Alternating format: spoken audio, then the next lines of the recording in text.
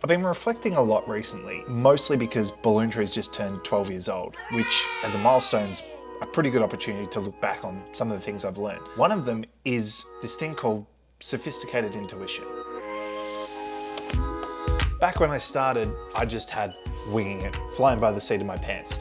Whereas now, 12 years later, I've got all of that experience I can rely on, couple that with the information in front of me to make an informed decision. The trick comes to balancing those bits of data and information to make a decision with the sophisticated intuition. Having done it for such a long time, it's a really powerful tool. The other thing I found really interesting to reflect on is just the finite amount of time somebody has. Now, I don't mean that in a dark, gloomy, we're all gonna die way. More just, we've all got 24 hours in a day and a whole bunch of competing priorities to try and get through during that day. So the thought process about where I spend my time, well, it's a little bit more focused. There can be lots of distractions going on, and so I really want to make the most of my time when I have that time available to me. So making intelligent decisions and informed decisions is becoming more and more important to me. Like coffee.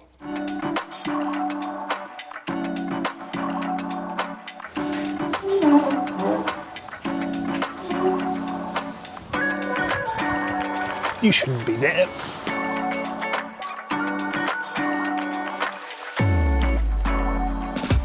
So interestingly enough, I found that professionally, I'm quite a giver of my time. I like to be involved with conversations and brainstorms and be available to help out where I can, but is it actually the best use of my time and ultimately what I want to be doing with that time? And I think it's also impacted my own approach to time outside of work. I have 2 young kids. I'm obviously up throughout the night tending to the youngest of them, the baby. I didn't quite realize how intense that was on my own sleep in particular.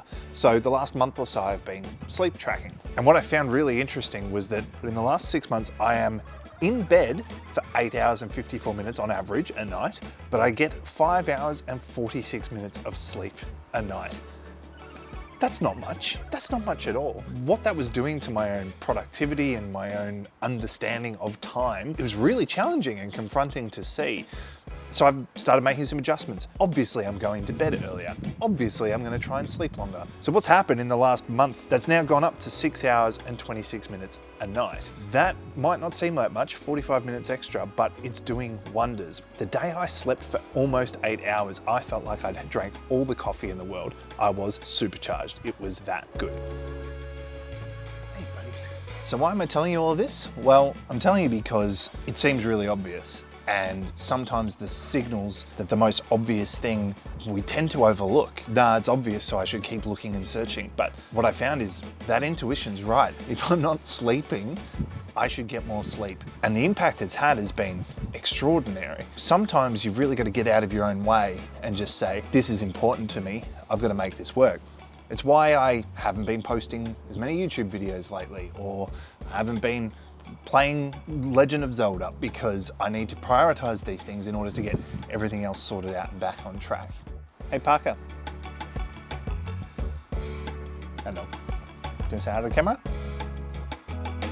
And look, coming back to that idea of time management, I think it was really important to prioritize just fixing one of these things. Making sure that my time was best spent sleeping, resting, recovering, and preparing for the next day was so much more important than trying to do all of the other things, because by getting that one thing right, everything else can benefit from that. So I guess that's the musing. Taking your intuition, your gut instinct, marrying that with what you can deem are facts or obstacles or challenges that you're about to face, and then going with what feels right. I guess it's still a work in progress for me. Something I wanted to share because I think it's really hard to feel like you're getting it right. So yeah, trust your intuition. It's probably more sophisticated than you think.